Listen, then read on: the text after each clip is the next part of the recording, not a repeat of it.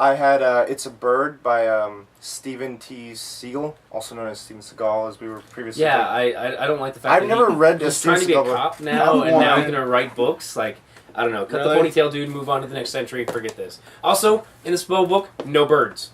There's a bird right in the cover. On the Okay. cover, one bird. It's One bird? No, no, It's Ed? it's a bird. It's a bird. That's correct. I guess that's. Yeah, I'm it's why you won. I guess Why you yeah. play. That's my But own it's fault. done on the cover? Yeah. It's done on the cover? Yeah. Where's the twist? It's like, why should you even go This past is it an to M. get Night the bird on the Shyamalan cover? book. This is a Steven Seagal book. He hits you in the face with this Yeah, stuff. that's true. He's just like, here it is. Even if you don't want it. it's a bird. Damn. Ah.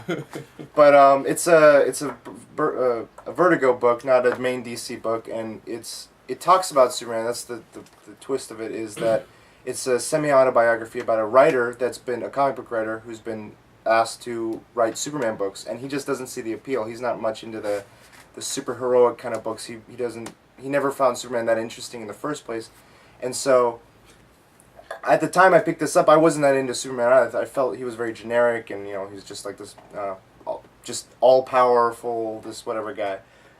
Hold on, I turned. I let Dean He's Cain- speaking Dean my King's mind. cool. Yeah. And then I started Fair reading this, and he's just breaking down Superman piece by piece, his powers, his suit, why he's chosen these colors, why he was an immigrant as a character, why he's treated as an alien, why does he wear it, he has a disguise, and each one of those is kind of broken down and shows how it can be seen in a good light and how it can be seen in a dark light. Like one of them, for example, it doesn't spoil too much of the story, is the Fortress of Solitude, and it shows an old man who just wants some peace and quiet to read his book.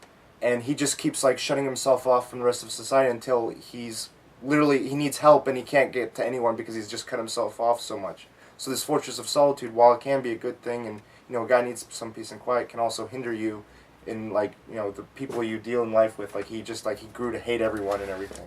It was just like a one-page pro. Did he work in customer service? Because that would explain it.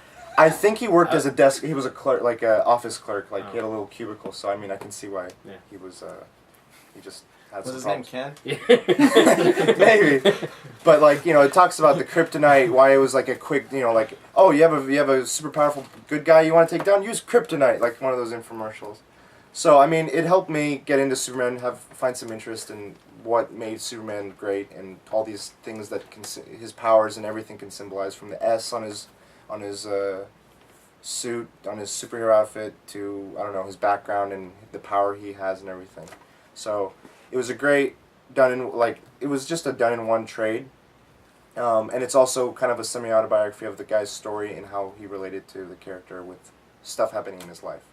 So, I mean, Steven T. Seagal and Teddy Christiansen, I think is his name, they wrote and drew this book. Christensen. There you go. I'll add on, this is a great book for people who don't like Superman. It really gets them into, understanding or kind of liking Superman.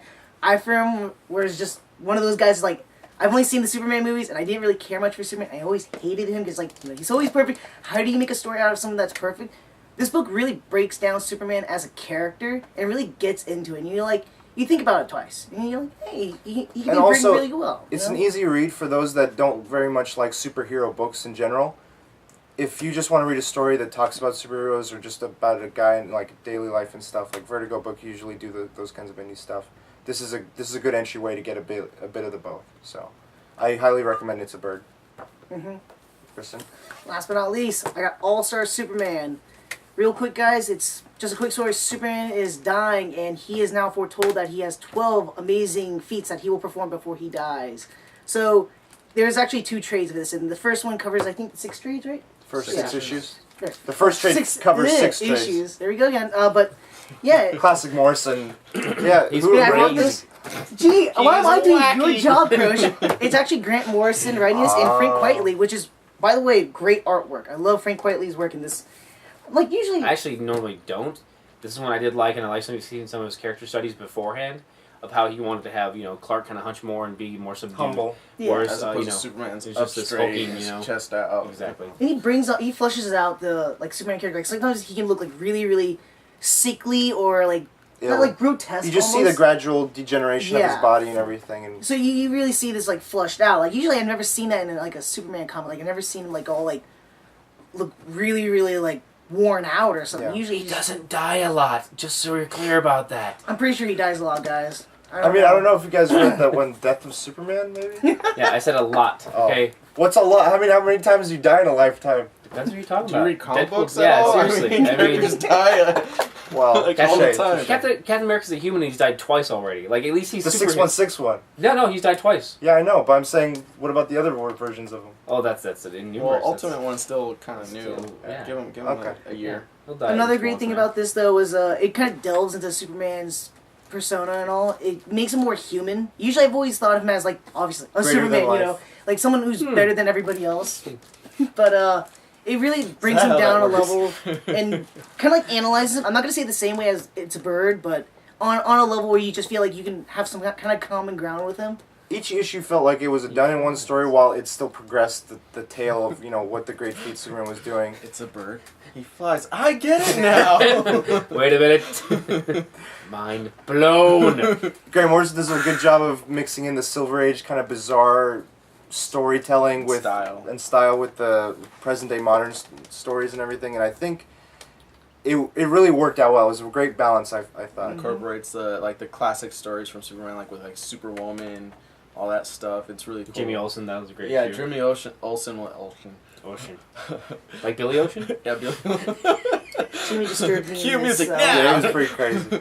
But yeah, it's really cool. They incorporated all that old school, golden age type of stuff. So it's kind of cool. It was a great story. Definitely recommend this as a entryway into Superman books as well. And that's all we got for today. I mean, if these were, I'm hoping these guys, all of us, helped you out find some good things with Superman. We'd love to hear what some of your favorite Superman books are too. We'll be back in a little bit. Or Batman books. Yeah. All right, hand over them comic books. Now turn around, count to 5,000. And don't turn around. Come back. Let's go, man. Be still.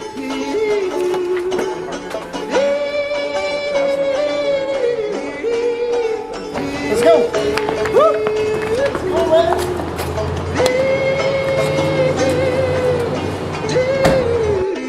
Dude. Yeah, man. Wait, Wait, where are the comics? huh? I thought I gave them to you. No, I thought you had them. Wait, I gave them to you. You put them on the roof, and then